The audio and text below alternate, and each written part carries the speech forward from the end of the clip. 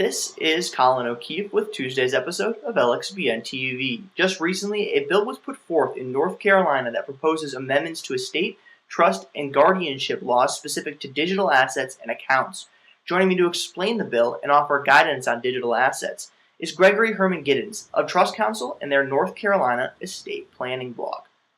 Greg, first, what can you tell me about this North Carolina bill on digital assets? What does it entail? And is it unique in regards to what's going on around the country?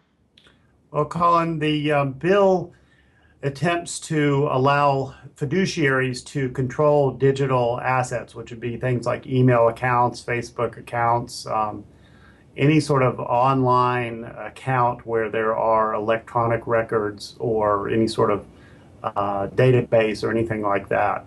And it includes provisions for executors of estates, trustees of trusts, guardians, as well as attorneys in fact under powers of attorney. And it basically says that the custodian of those records should provide information to those fiduciaries upon request and allow them access to the records or the accounts. So in short, what that bill does, it also adds a provision to the law for fiduciaries saying that that's one of the standard powers of an executor or a trustee to deal with digital assets, and then also adds that as a standard power under the North Carolina statutory power of attorney form.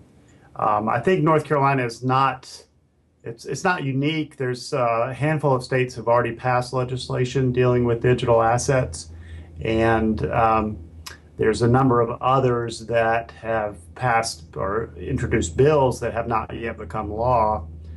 Probably at this point, there's maybe 17, 18 states that have dealt with it in some way. So, and second, what advice do you have for individuals on managing their digital assets as part of an estate? What advice do you give clients on this?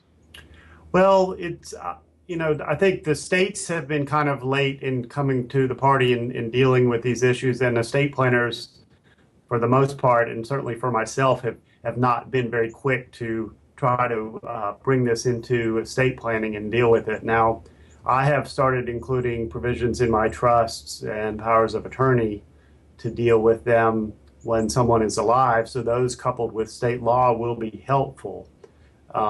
Certainly, someone should keep a record of all their login information so that if they're incapacitated or at their death, their fiduciary or next of kin will have that information. The problem is that in the absence of state law, or sometimes perhaps even despite state law, the user agreements prohibit access by anyone else other than the actual person who opened the account.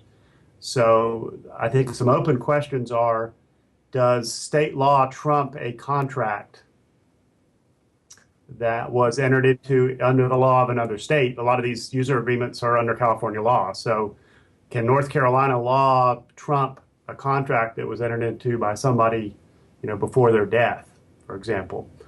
And what impact do federal laws have, federal privacy laws and things like that? So having state laws dealing with this is a start, but attorneys should also attempt to do what they can in their documents to allow fiduciaries access. Absolutely. This is a complex and technical issue that I'm sure will evolve over time, so it's interesting to see some states start to take action on this. Once again, that was Gregory Herman Giddens of Trust Counsel. For more of his analysis, be sure to visit ncestateplanningsblog.com. And of course, visit us at lxbn.com for more LXBN TV video interviews, along with curated commentary from the LexBlog Network's more than 8,000 members. Thanks for joining us, Greg. Thank you, Colin.